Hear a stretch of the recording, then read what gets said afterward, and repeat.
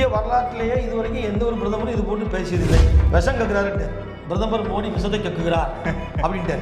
ஏன்னா அவர் பதிலடி கொடுத்தாரு. காங்கிரஸும் சமாஜ்வாதியும் வந்து முஸ்லீம்களை ஏமாத்துது, முஸ்லீம்களுக்கு எந்த விதமான முன்னேற்றம் நடவடிக்கை இருக்கலை இப்படின்னு சொல்லி அப்படியே இந்த பக்கம் வந்து அப்படியே பேச ஆரம்பிச்சிட்டாரு. முஸ்லீம்களுக்கு ஆதரவாக பேச ஆரம்பிச்சார். யார்? பிரதமர். மக்கள் மீது கவனம் செலுத்தாமல் வேலை வாய்ப்பை பற்றி பேச மாட்டேங்காரு, ஜிஎஸ்டி வரியை பற்றி பேச மாட்டேங்காரு, பெட்ரோல் விலையை குறைக்கிறத பற்றி பேச மாட்டேங்காரு, கேஸ் விலையை குறைக்கிறத பற்றி பேச மாட்டேங்காரு. கேஸ் விலை அப்படின்னு சொன்னோன்னே எனக்கு ஒரு விஷயம் வந்து இல்லை, பயங்கரமான அபராதம் விதிப்பாங்க. அந்த அதிகாரியை வேலையை விட்டு நீங்கள் உத்தரவு போடுவாங்க நுகர்வோர் நீதிமன்றத்தில். பொதுமக்கள்லாம் நுகர்வோர் நீதிமன்றத்தை அணுகி இதுக்கு தீர்வு காண முடியும் கண்டிப்பாக. ஆக்சுவலாக தமிழரே கிடையாது, தமிழ் கலாச்சாரத்தை காப்பாற்றுவான்னு சொல்லி இங்கிலீஷ் பேசுகிறாரு. எங்கே? தமிழ்நாட்டில். ஆமாம். அப்புறம் அங்கே போய் ராஜஸ்தானில் போய் அப்படி பேசுகிறாரு, இப்போ அலிகாரில் போய் இப்படி பேசுகிறாரு, நாளைக்கு மகாராஷ்டிராவில் போய் எப்படி பேசுவார் நமக்கு தெரியாதுல்ல. அவர் ஏதாவது ஒன்று அந்த நேரத்துக்கு ஏற்ற மாதிரி ட்ரெண்டிங் ஸ்பீச் கொடுத்தே இருப்பார் நினைக்கிறேன். நாங்கள் அரசியல், சாதி, மதம், நிறம் இன்றி நடுநிலையாக இயங்குகிறோம்.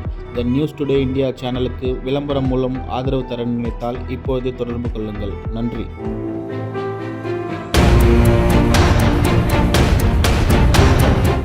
வணக்கம். உங்களுக்கு பேங்க்கில் வேலை செய்ய கனவு இருக்கா? உங்களோட கிராஜுவேஷன் 50% மேல இருக்கா? உங்களுடைய வயசு 26க்கு மிகாமல் இருக்கா? உங்களோட கனவை நினைவாக்க ஐபிபி சென்னையில ஜாயின் பண்ணுங்க. பிரைவேட் பேங்க்ஸ்ல வேலையில சேருங்க.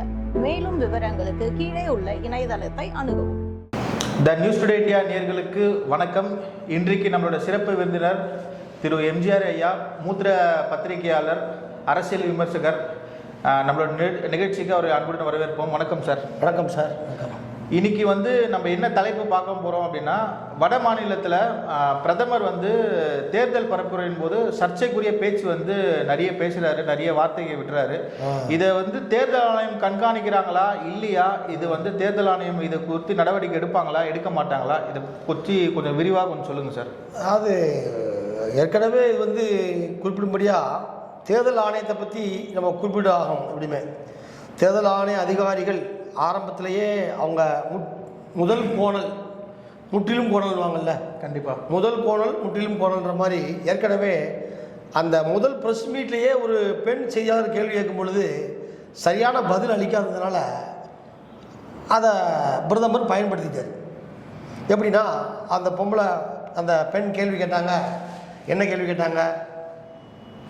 தேர்தல் பரப்புரையின் போது வெறுப்புணர்வுகளை தூண்டும் விதமாக யாருமே பிரச்சாரம் பண்ணக்கூடாது. ஆனால் குறிப்பாக பாஜகவில் பிரதமரும் உள்துறை அமைச்சர் அமித்ஷாவும் எல்லா இடமும் வெறுப்பை தூண்டுற மாதிரி பேசுகிறாங்க. அவங்க மேலே நீங்கள் நடவடிக்கை எடுக்கிறதே இல்லையே, அதை பற்றி என்ன சொல்ல வரீங்கன்னு கேட்டாங்க. அப்போ அந்த கேள்விக்கு ஒரு பதில் அடுத்த கேள்வி போகணும்னு சொல்லிட்டார். இந்த சொன்னார் பார்த்தீங்களா, இப்போ அதான் நல்லா தக்க வச்சுக்கிட்டாரு பிரதமர் மோடி.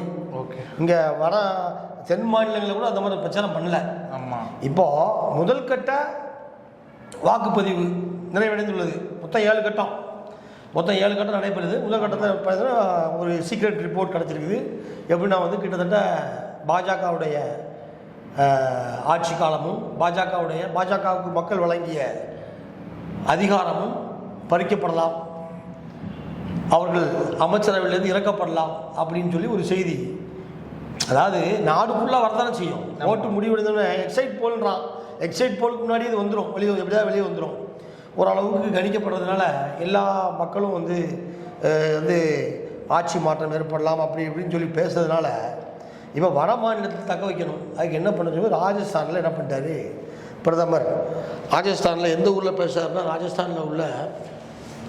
ராஜஸ்தானில் உள்ள ஒரு முக்கியமான பன்ஸ்வாரா அப்படின்ற ஊரில் பேசுகிறார். ராஜஸ்தானில் உள்ள பன்ஸ்வாரா அப்படின்ற ஊரில் அவர் பரப்புரை என்ன பண்ணுறாருன்னா, இது வரைக்கும் எந்த பிரதமரும் அப்படி பேசலைன்னு சொல்லி காங்கிரஸ்காரங்க குற்றம் நிமித்துறாங்க. ஓகே. அவர் என்ன சொல்கிறார் தெரியுமா? காங்கிரஸுடைய தேர்தல் அறிக்கையில் நாட்டில் உள்ள தங்கம் சேர்த்துருப்பாங்கல்ல அபரிமிதமாக சில பேர்லாம், அதெல்லாம் பறித்து வந்து முஸ்லீம்கள்ட்ட கொடுக்க போகிறாங்கன்னு முதல்ல சொல்லிட்டார். அதுவும் இல்லாமல் சொத்துக்கள் பறிக்கப்பட்டு வந்து முஸ்லீம்கள்ட்ட கொடுக்கப்படும். இந்துக்கள் சொத்துக்கள் பறிக்கப்பட்டு முஸ்லீம் இப்படி அதாவது இந்துக்கள் கஷ்டப்பட்டு வாங்கின நகைகள் கஷ்டப்பட்டு வாங்கின முஸ்லீம்கள்ட்ட கொடுக்கப்படும் அப்படின்னு சொல்லி பிரதமர். அப்படி எப்படி சொல்றாருன்னா, அதை எதுக்கு மேற்கோள் காட்டுறாருன்னா, 2006 வந்து பிரதமர் மன்மோகன் சிங் வந்து இருந்தபோது அவர் இப்படி பேசினார். பிரதமர் மன்மோகன் சிங் என்ன சொன்னார் தெரியுமா அப்படின்னு சொல்லி அதை சொல்லி காமிக்கார். பிரதமர் மன்மோகன் சிங் என்ன சொன்னார்னா, இந்த இந்தியாவில் வந்து முஸ்லீம் சிறுபான்மை மக்களுக்கு தான் வந்து முதல் சொத்துரிமை, அதனால் முன்னுரிமை உரிமை உண்டு, அதனால் அவங்களுக்கு எல்லாம் நாங்கள் வழங்குவோம்னு சொல்லி சொன்ன மாதிரியும் அந்த தேர்தல் அறிக்கையில் வெளிப்படுத்துவதாகவும் சொல்லிட்டார். ஆனால் இப்போ என்ன பண்ணுறாங்க, காங்கிரஸ் என்ன சொல்கிறாங்க, அந்த மாதிரி சொல்லலை, நாங்கள் தேர்தல் அறிக்கையில் அந்த மாதிரி நாங்கள் சொல்லவே இல்லை, நாங்கள் சொன்னது இவர் வந்து பிரிவினைவாதம் பண்ணுறதுக்காக வேண்டி பிரித்து பேசுகிறாரு, நாங்கள் வந்து எல்லா மக்களுக்கும் சேர்த்து தான் சொல்லியிருக்கோம் அப்படின்னு சொல்லி ஏகப்பட்ட பேர் எதிர்ப்பு கொடுத்த உடனே இப்போ தேர்தல் ஆணையம் வந்து இப்போ விழிப்புதிக்கு போய் நிற்கிது. இதை பற்றி என்ன சொல்கிறது, நம்ம நடவடிக்கை எடுக்கலாமா வேண்டாமா அப்படின்ற ஒரு ஆனால் பிரதமர் வச்சால்தான் தேர்தல் ஆணையத்தில் இருக்கிறாங்க. ஏன்னா அவர் மேலே நடவடிக்கை எடுப்பாங்களான்றது சந்தேகம்தான். இருந்தாலுமே வந்து இது மிகப்பெரிய ஒரு சர்ச்சையை ஏற்படுத்தியிருக்கு. என்ன சொல்கிறாங்கன்னா, இந்திய வரலாற்றிலேயே இதுவரைக்கும் எந்த ஒரு பிரதமரும் இது போட்டு பேசியதில்லை. வாஜ்பாய் கூட இப்படி பேசியதில்லையா, வெறுப்பை இருக்கக்கூடிய பேச்சுக்கள் பேசியது கிடையாது அப்படின்னு சொல்லி வரிசையாக அபிஷேக் சிங்விலேருந்து ராகுல் காந்தி என்ன சொல்லிட்டாரு, விஷம் கக்குறாருன்ட்டு, பிரதமர் மோடி விஷத்தை கக்குகிறார் அப்படின்ட்டார். ஏன்னா அவர் பதிலடி கொடுக்காரு. இப்படி போய்கிட்டு இருக்கும்போது இவருடைய பிரச்சாரத்தில் என்ன செய்யுதுன்னு தெரியாமல் நேற்று நடந்த பிரச்சாரத்தில் அப்படியே தன்னை மாற்றிட்டார் பிரதமர். நேற்று உத்தரப்பிரதேசத்தில் பிரச்சாரம் அலிகாரில், அங்கே என்ன பண்ணார் பிரச்சாரத்தில், நாங்கள் எங்கள் ஆட்சியில் தான் முஸ்லீம் பெண்கள்லாம் வந்து ஆண் துணையின்றி ஹஜ்ஜுக்கு போயிட்டு இருந்தாங்க, நாங்கள் தான் அனுப்பிச்சி வச்சோம். ரெண்டாவது அலிகார் பல்கலைக்கழகத்தில் ஒரு முஸ்லீம் பெண்மணி, அவங்கள முதன்முறையாக நாங்கள் தான் வந்து துணைவேந்தராக நியமித்தோம். காங்கிரஸும் சமாஜ்வாதியும் வந்து முஸ்லீம்களை ஏமாத்துது, முஸ்லீம்களுக்கு எந்த விதமான முன்னேற்றம் நடவடிக்கை எடுக்கலை இப்படின்னு சொல்லி அப்படியே இந்த பக்கம் வந்து அப்படியே பேச ஆரம்பிச்சிட்டார். முஸ்லீம்களுக்கு ஆதரவாக பேச ஆரம்பிச்சார். நேற்று யாரு பிரதமர் பயத்தில் வந்து எந்த பிரதமர் வந்து அந்த முஸ்லீம்களை வந்து அந்த சொத்து விஷயத்தை பிரித்து பேசினாரோ அதுக்கு பலத்தை எதிர்ப்பிட்டோம்னால இப்போ வந்து இப்படி பேச ஆரம்பிச்சிட்டாரு. இனிமேல் போக போக எப்படி பேசுவார் நமக்கு தெரியாது. ஆனால் தாழ்மையான கருத்து எல்லாரும் என்ன சொல்கிறாங்கன்னா, அரசியல் நிபுணர்கள்லாம் ஒரு பிரதமர் பதவியில் உள்ளவர் வந்து ரொம்ப பொறுப்பாகவும் ரொம்ப கவனத்தோடையும் பேசணும், இதுதான் பிரதமருக்கு அழகு. ஏன்னா அவர் சாதாரணமாக ரோட்டில் போகக்கூடிய சாதாரண குடிமகன் கிடையாது, 140 கோடி மக்களுடைய பிரதிநிதி. அவர் பேசக்கூடிய பேச்சுகள் அவ்வளோ பேருக்கு சேர்ந்துடும், உலகம் ஃபுல்லாக. ஆமாம், இந்தியாவுக்கு சேர்ந்துடும். அதனால் கவனமாக அவர் பேசணும் அப்படின்றாங்க. ஆனால் இந்த தேர்தல் பரப்புரையில் இப்படி பண்ணதுனால பாஜகவில் உள்ள மேல்மட்ட தலைவர்களுக்கும் அச்சம், தோல்வி அச்சம் நிலவுறதுனால இப்படி பேசக்கூடுன்ற ஒரு கருத்து நிலவிக்கிட்டு இருக்கு. இது போக போக அடுத்தடுத்த பரப்புரைகளில் எப்படி மாறுதுன்றது தெரிய வரும். போக தான் தெரியும். போக பயத்தினால மோடி வந்து பேச்சு இந்த மாதிரி உளர்றாரோ இருக்கலாம். அதாவது வந்து ஒரு மடைமாற்றி விடுறாருன்னு சொல்கிறாங்க. இப்போ மக்கள் மீது கவனம் செலுத்தாமல் வேலை வாய்ப்பை பற்றி பேச மாட்டேங்காரு, ஜிஎஸ்டி வரியை பற்றி பேச மாட்டேங்காரு, பெட்ரோல் விலையை குறைக்கிறத பற்றி பேச மாட்டேங்காரு, கேஸ் விலையை குறைக்கிறத பற்றி பேச மாட்டேங்காரு. கேஸ் விலை அப்படின்னு சொன்னோன்னே எனக்கு ஒரு விஷயம் வந்து இல்லை, கேஸ் விலையை குறைக்கிறத பற்றி அதாவது எதெல்லாம் கூடியிருக்கோ அதை குறைக்கிறத பற்றிலாம் பேசாமல் வேறு பக்கம் போகிறதுனால மக்களுடைய கவனத்தை திசை திருப்பாரு. ஆனால் மக்கள் பசியில் இருக்கிறாங்க, மக்கள் திசை திரும்ப மாட்டாங்க அப்படின்னு சொல்லி காங்கிரஸ் தரப்புலேருந்து கொண்டு வந்து முத்துறாங்க. மக்கள் பசியில் இருக்காங்க, நீங்கள் இந்த பக்கம் மாதம் அது இதெல்லாம் காமிச்சா கூட அவங்க வந்து பாய்ச்சா பலிக்காது.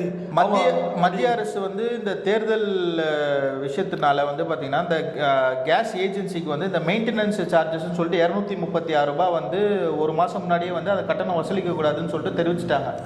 அது தெரிவித்தும் வந்து பார்த்தீங்கன்னா தமிழ்நாட்டில் உள்ள நிறைய ஏஜென்சிஸ் வந்து அந்த நடைமுறையை பின்பற்றி இந்த 236 ரூபாய் வந்து வசூல் செஞ்சு நாங்கள் உங்களுக்கு இன்னைக்கு வரோம், டெஸ்ட் எடுக்கிறோம், லீக்கேஜ் இருக்குதா, கேஸ் அடைப்பு இருக்குதா, உங்களுக்கு நான் இங்கே இது பண்ணுறோம் அது பண்ணுறோம்னு சொல்லிட்டு அந்த நடைமுறையை பற்றி 236 ரூபாய் இன்னமும் வந்து வசூல் செஞ்சுட்டு தான் இருக்காங்க. இதை குறித்து வந்து யாருமே நடவடிக்கை இது என்ன பண்ணணும்னா வந்து நுகர்வோர் கோர்ட்னு இருக்கு. இதுக்கு தான் இதான் நுகர்வோர் கோர்ட்டில் போய் புகார் பண்ணணும் ஒன்று, அல்லது நுகர்வோர் கோர்ட்டில் போய் ஒரு கேஸே ஃபைல் பண்ணிடலாம். நீங்கள் அரசு வந்து சொல்லிடுச்சு, அரசு விதிகளை மீறி ஏஜென்சிகள் நடந்துக்கிட்டு இருக்கு ஒரு மனு தாக்கல் பண்ணோம்னா அவங்க என்ன பண்ணுவாங்கன்னா ஒரு பயங்கரமான அபராதம் விதிப்பாங்க, அந்த அதிகாரியை வேலையை விட்டு நீங்கள் உத்தரவு போடுவாங்க நுகர்வோர் நீதிமன்றத்தில்.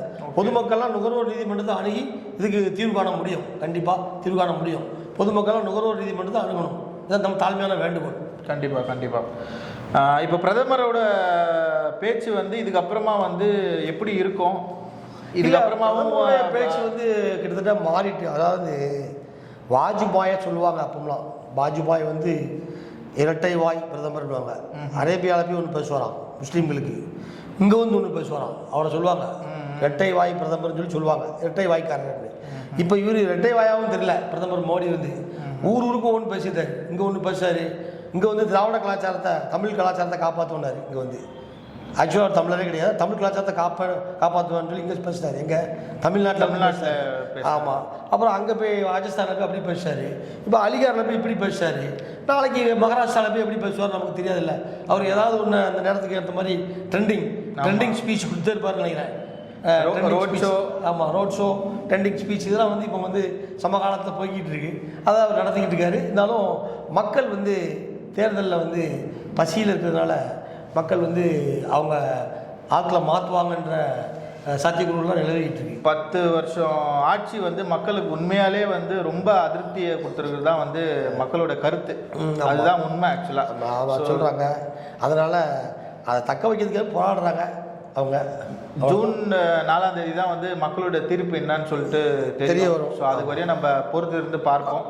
எங்களோட அரங்கத்துக்கு வந்து உங்களோட பொன்னான நேரத்தை எங்களோட நேர்களுக்காக செலவு பண்ணதுக்கு ரொம்ப நன்றி ஐயா. வணக்கம் ஐயா.